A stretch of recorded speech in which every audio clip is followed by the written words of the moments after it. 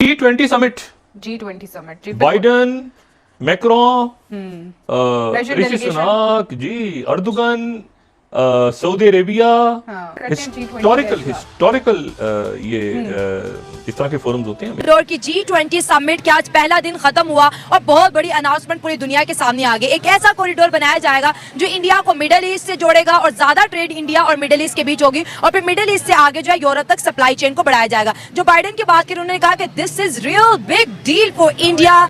आप देखें ना, पाकिस्तान ने चाइना इकोनॉमिक कॉरिडोर में सहूलियत इख्तियार की। अमेरिका ने कहा है कि हम मिडिल ईस्ट और इंडिया को कनेक्ट कर देते हैं, लेकिन इंडियंस को एडवांटेज होना शुरू हो चुका है जी। इंडियंस को एडवांटेज ये होना शुरू हो चुका है कि इंडियंस अब वो फुल मेन स्ट्रीम में है, ग्लोबल मेन स्ट्रीम में है। ठीक है जी। ये है कि यूरोप, पहले यूरोप यहाँ आने के लिए बेचैन रहता था, अब इंडिया वहां जाने के लिए बेचैन है। और इसमें जो है ये कॉरिडोर के ऊपर साइन हुए, अमेरिका भी खुश है और इसके ऊपर जो है वो इंडिया भी खुश है कि ये बेल्ट एंड रोड इनिशिएटिव का मुतबादिल आ गया है। हम एक कॉरिडोर बनाएंगे इस तरह, वो इनको आपस में एग्री भी तो करवा सकते थे ना कि मेन जो रास्ता आ रहा है पाकिस्तान का, हम उधर से लेकर जाएंगे तो ज्यादा फायदा होगा। अगर जो 20 कंट्रीज हैं वो पाकिस्तान से इतने काम करवा लेती हैं अपनी मर्जी के, तो ये काम भी तो वो करवा सकती है। IMF में इसी में ही है। लेकिन इंडिया नहीं चाहता ना पाकिस्तान की तरफ देखना, वो इंडिया जो कहेगा, जो रास्ता इंडिया को सूट कि क्या सऊदी अरब, यूएई, इंडिया ये जो है ये रेलवे नेटवर्क कैसे बनाते हैं और क्या ये बना पाएंगे नहीं बना पाएंगे, या जस्ट एक ये इन्होंने पत्ता फेंका है सऊदीज को। और इंडिया को अपनी ट्रेड को बढ़ाना है। बीच में आता था पाकिस्तान, तो अब जो है इस कॉरिडोर के मदद से जो है इंडिया को मिडिल ईस्ट के साथ डायरेक्ट जोड़ा जाएगा और पाकिस्तान को माइनस किया जा रहा है। तो खुद ही दब जाएगा, खत्म हो जाएगा। तो अब वो तो किंग बन रहा है। कोई बात नहीं, हमारे पास भी किंग मेकर है।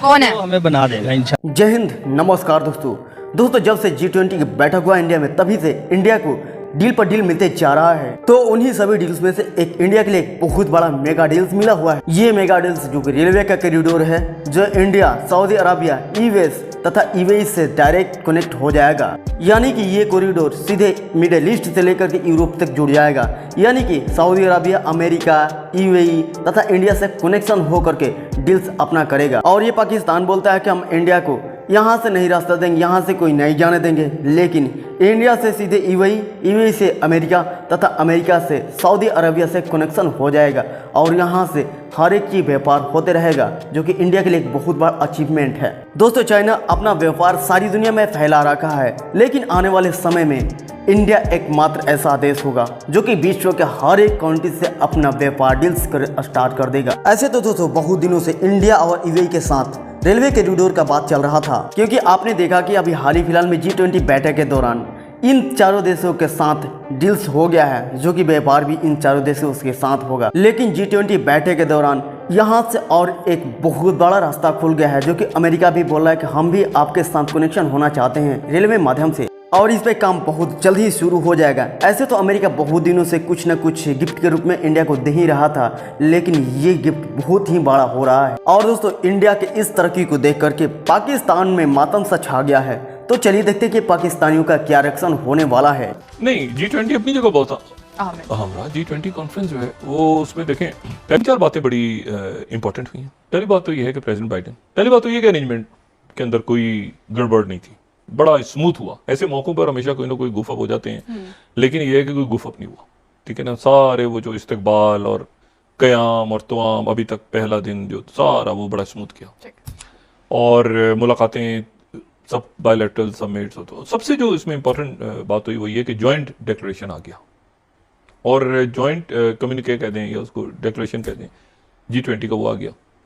लेकिन उस की खूबी जो है, उसकी खूबी आप कह लें या उसकी, उसमें अजीब सी बात जो है वो ये है कि उसमें कहीं पर भी रशिया के खिलाफ कोई बात नहीं है। चाइना का तो नाम ही नहीं है चाइना का तो नाम ही नहीं है। तो ओवरऑल जो है वो बाहर का मीडिया भी इस G20 समिट को उसने पॉजिटिव कवर किया तमाम दुनिया में तकरीबन, और इसमें जो है वो इस्तकबाल भी ठीक हुआ। मैंने कहा गुफअप कोई नहीं हुआ, होती है ना छोटी सी कोई गलती, कोई जुमला फिसल गया आगे पीछे था, वो बहुत तरीके से अच्छी कोरियोग्राफी, कहते हैं कोरियोग्राफ्ड, अच्छा प्रॉपर।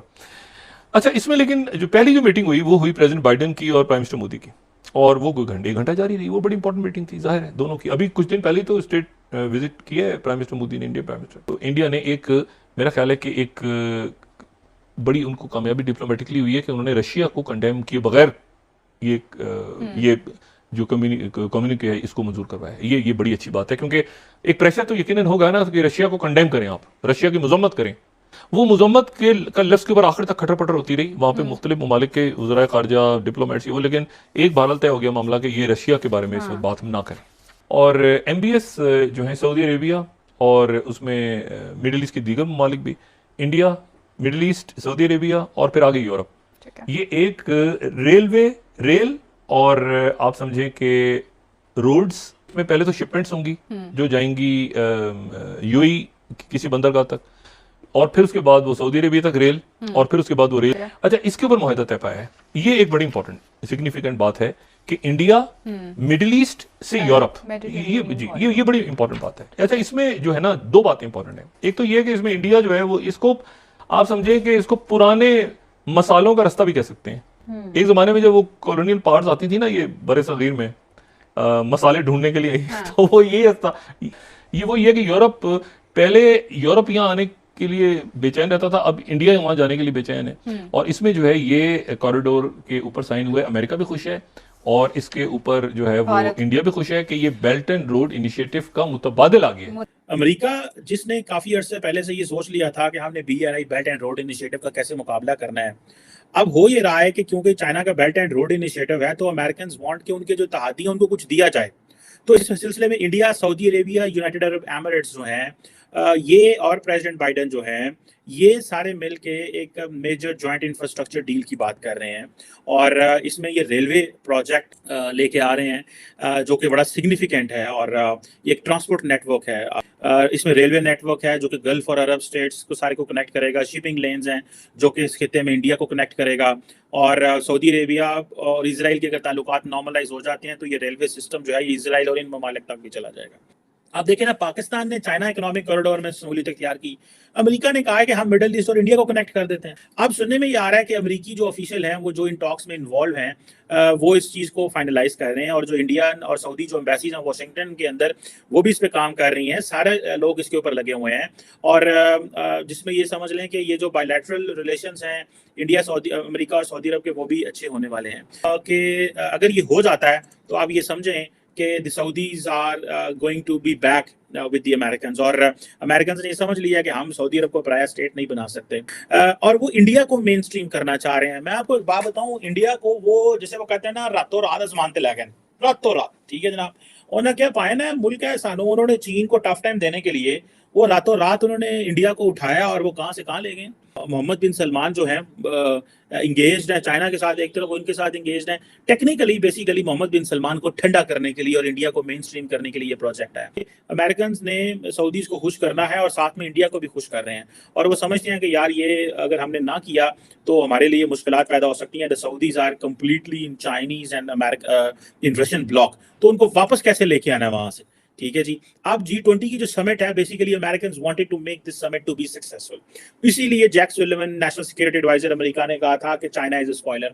प्रेसिडेंट बाइडन आए हैं, 4 दिन के दौरे में हैं, पूरा टाइम वो दे रहे हैं, लेकिन सऊदीज को मेन स्ट्रीम करना है, उनके खदशात को दूर करना है और मोदी को मेन स्ट्रीम करना है। ये है basically the strategy with all that transportation network जिसकी हम बातें सुन रहे हैं, और ये रेलवे और सी लेन्स एस्टैब्लिश करने हैं। लेकिन इंडियंस को एडवांटेज होना शुरू हो चुका है जी। इंडियंस को एडवांटेज ये होना शुरू हो चुका है कि इंडियंस अब वो फुल मेन स्ट्रीम में हैं, ग्लोबल मेन स्ट्रीम में हैं, ठीक है जी।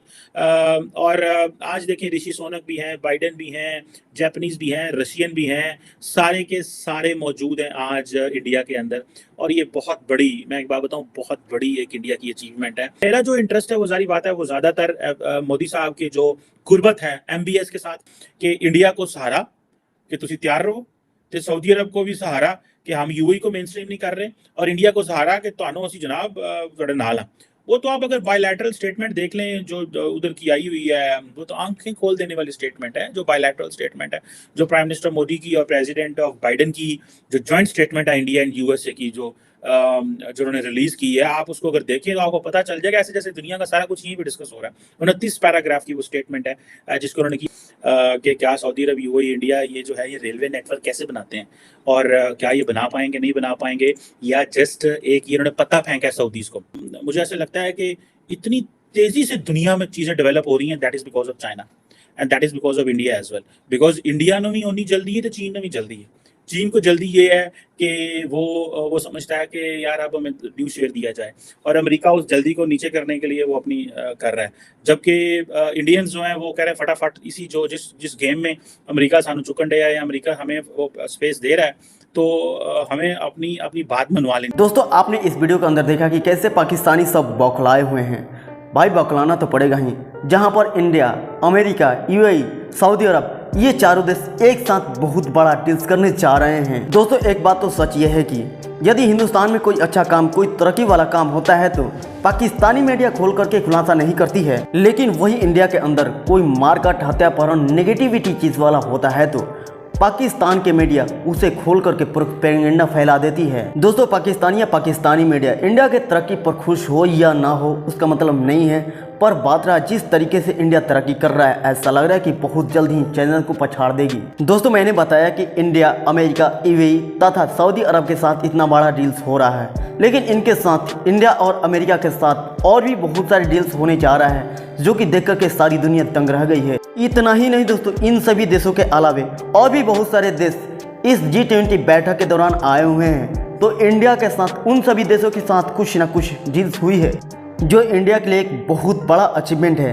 दोस्तों जब से चंद्रयान 3 सूर्य पर ये सब इंडिया ने भेजा है, तभी से हर एक देश का नज़र हमारे इंडिया के ऊपर पड़ा हुआ है। और इसी के बीच इंडिया में G20 का बैठक हो गया जो कि इंडिया के लिए एक अलग से दरवाजा खोल गया है। इसके अलावा दोस्तों कुछ दिन पहले ही इंडिया के साथ साथ 19-20 देशों ने अपना करेंसी डील करने का वादा भी कर चुके हैं, जो हमारा देश भारत हर एक फील्ड में आगे निकल रहा है, जो कि बहुत जल्द ही वीटो पावर में लग रहा है कि शामिल हो जाएगा। क्योंकि जिस तरीके से हमारा देश भारत हर एक फील्ड में शक्तिशाली बनते जा रहा है दोस्तों, अमेरिका, रसिया यानी कि जितने भी वीटो पावर में शामिल देश हैं वो तो सपोर्ट कर देंगे, लेकिन एक देश चाइना यदि सपोर्ट कर देता है इंडिया को, तो इंडिया को वीटो पावर में शामिल होने से कोई नहीं रोक सकता है। और ये नंगा भिखमंगा पाकिस्तान देखते ही रह जाएगा और हमारे हिंदुस्तान कहां से कहां चला जाएगा। अब भी के लिए दोस्तों इतना ही, मिलते ही कोई अगले वीडियो में, तब तक के लिए जय हिंद, जय भारत।